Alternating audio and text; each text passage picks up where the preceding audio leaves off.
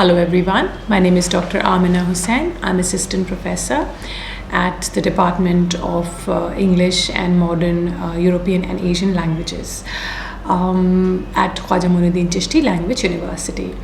And today's my topic for the lecture is in continuance with my previous one. This is part 2 of Absalom and Achitophel.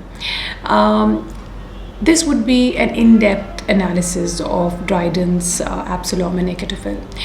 Now, as I have already discussed the background, now I will move on to the text. Now, Absalom and Achitophel is, as we all know, Dryden's best-known poem. It is a supreme example or a masterpiece,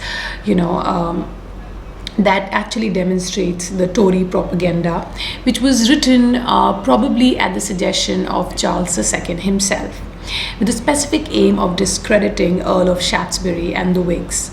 When Dryden wrote this poem as a propaganda, the parallel between certain incidents related in the Old Testament and the contemporary situation had already been recognized. Charles II was often compared with King David, and Achitophel was a familiar term for an evil counselor. Now, Dryden was not trying to be original. He was using the story and the names that had already been used and were well known and were quite in the currency of the time. In addition, the Old Testament framework also lends an air of sacred truth to the modern story and gives the impression that man's revolt against the king is a recurrent phenomena in history. Indeed, Dryden's treatment of the biblical narrative subtly suggests that this revolt itself offers a parallel to Adam's revolt against God as a consequence of his surrender to the temptations of the devil. And we must remember that to the 17th century reader, the Bible was the most familiar and authoritative book to which a poet could allude.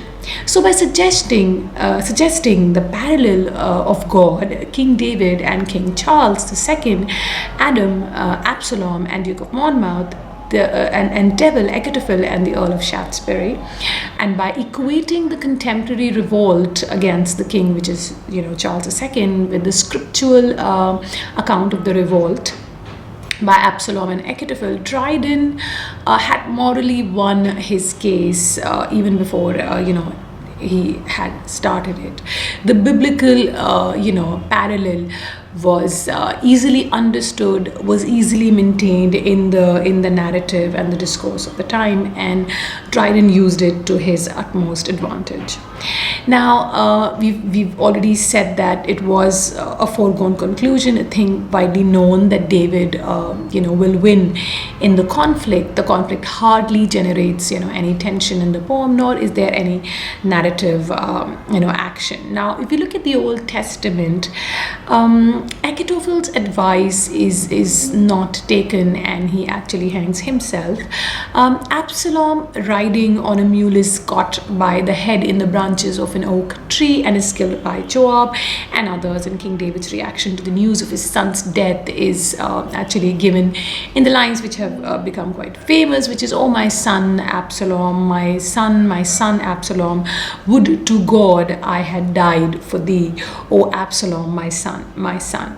So Dryden could not have included them. The indications are, in fact, that he hoped for reconciliation between King Charles II and Duke of Monmouth. Now, let's look at the other most important aspect, which is the political thesis of the poem has been stated as very calm and reasonable, kind of a reply to the seductive arguments of Achitophel.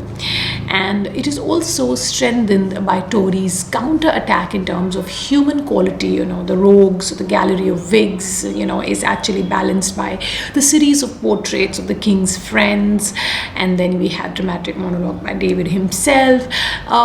As we all know, the main purpose remains, which was the vindication of Charles II.